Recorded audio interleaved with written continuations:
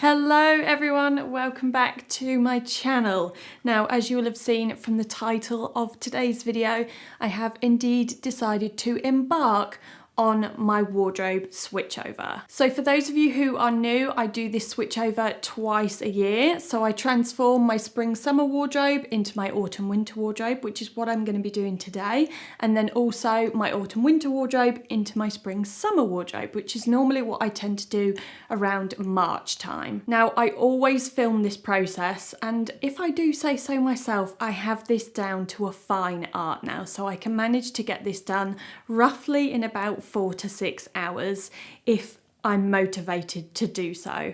I feel motivated today, so fingers crossed that I am as productive as I was last time. So firstly, in preparation for this task, I bring up an additional rail into the bedroom just so that I have another space to hang items on. It's normally things like tailoring that I don't particularly want to throw on the bed so that they get creased, and it's just another area that I can store items on whilst I'm organising as I go. So once I get stuck into the actual process of doing the wardrobe switchover, step number 1 is to remove everything from my wardrobe.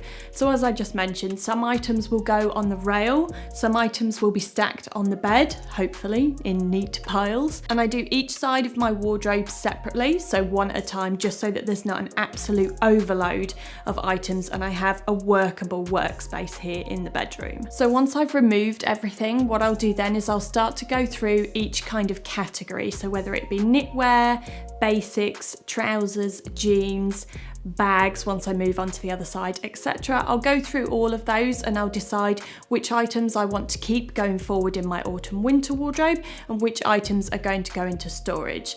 I'll also try on the odd piece as well, just to make sure that it still fits, or if there's something that I'm uncertain of if I actually want to keep in my possession, I'll try that on and have a think about if it is actually something that's going to work in my wardrobe moving forward. If it's not, then those items will go into a separate pile, which I class as the no pile, and this pile will then be assessed at the end of the day as to whether it's going to go to charity or to my sister-in-law, as she always gets first dibs on anything that I take out of my wardrobe, or if I'm going to sell that item to put towards buying or investing into something new for my wardrobe. So as I'm going through all of these categories, I will start to put them back into the wardrobe and leave them relatively spaced out so that I know how much room I have in there for the items which I already have in storage. Now, storage is one of the main questions that you guys ask me about because I only have space for a 2-season set of clothing.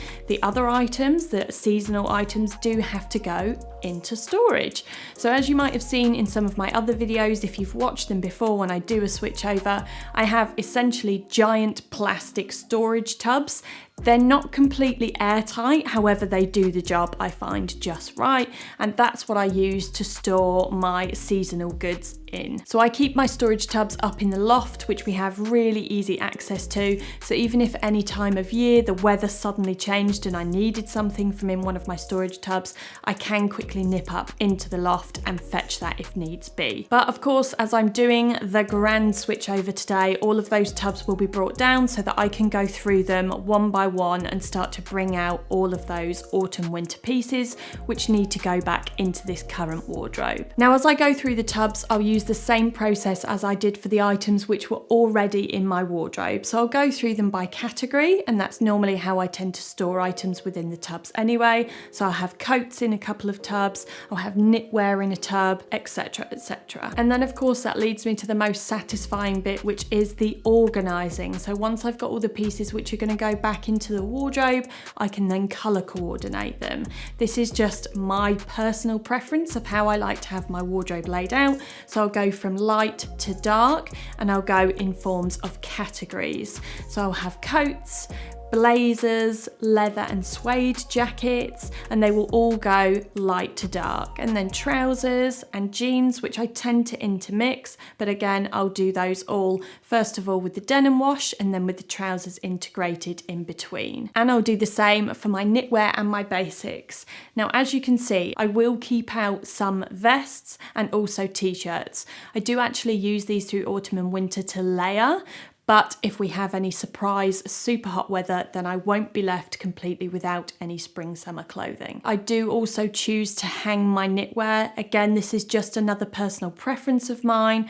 I have had it folded previously, but I just don't find it as easy to be able to select an item of knitwear when it's folded. I prefer to have pretty much everything in my wardrobe as hung. Now, hanging knitwear can sometimes cause it to lose its shape. However, if you have the right hangers, and I'll leave a link below down in the description box for the ones that I have, then you should be okay. It also depends on the weight and the type of knitwear that you have. I personally have never had an issue with any of my knitwear losing its shape, so that's why I stick to hanging. So now that one side is done, I will move on to the other side, which is where I have my bags. Now, there's only really a few bags, like basket bags, wicker bags, canvas bags, that I tend to sort of switch out every season. I don't really have any autumn winter specific bags, so I don't have any to add in. However, I am going to do a bag assessment this time round, and I'm going to go through and just double check that all the bags that I have in there are A, used, and B, something that I am going to wear moving forward. Now, the accessories that I have in my current spring summer wardrobe, so any of my jewellery that are in the stackable jewellery trays and my sunglasses and belts, those are items which I will keep in my wardrobe all year round. However, I do have cold weather accessories which need to be integrated in. Sometimes when I do my wardrobe switch over at this time of year, so early on in September, I might still keep those up in storage because, as I mentioned, it's really easy for me to just nip up in the loft and bring those down at a later date. Now, as this side of my wardrobe is the only side that has a full length rail, this is the side where I tend to keep full-length items. But obviously, now that we're moving into autumn winter, I need to get out my plethora and rather hefty coat collection, and that is what is going to fill this rail. So once again, when I'm organising my coats, I will do them all as one category, which is coats, and I'll organise them from light to dark, all in colour order.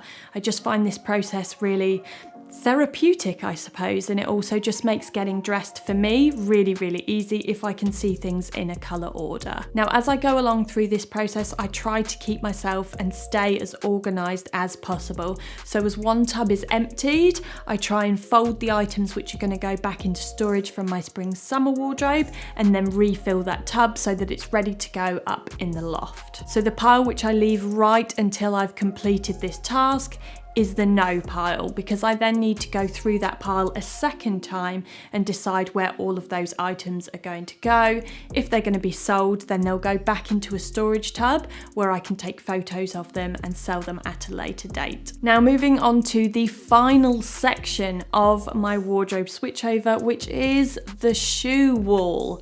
So nicely concealed behind these curtains and behind our bedroom door is my wall of shoes. So I'm going to go through all of the shoes, take them off. This is also a really good chance for me to give the shelves a bit of a clean because it can get dusty even though they're safely protected behind the curtain.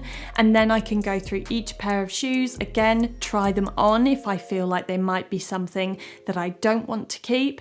Items that will go into storage will go straight into a storage tub, and I have my storage tubs here with my autumn winter boots in that are ready to go through and bring out to pop on the shelves. And as you might have seen in some of my previous videos, I do have a shoe overflow area, which is this unit out in the hallway. I tend to use that more so in spring summer just because the sections in those pull-out drawers are very much quite thin and narrow, so they're only really suitable for shoes like flip-flops and sandals. However, I could put some of my trainer collection in there, so I'll just assess the space that I have and use it accordingly. Right, and just like that, I am done. A mere 6 hours later. Today's switcheroo has taken me one of the longest times that it's ever taken. However, I am now about to feel very zen that my wardrobe is this organised.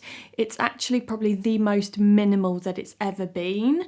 and I feel really good about that. That's been something that I've been trying to work on over the last few years, is trying to minimize the amount and the volume of clothes that I have into just really easy classic wearable pieces, which I think I've done.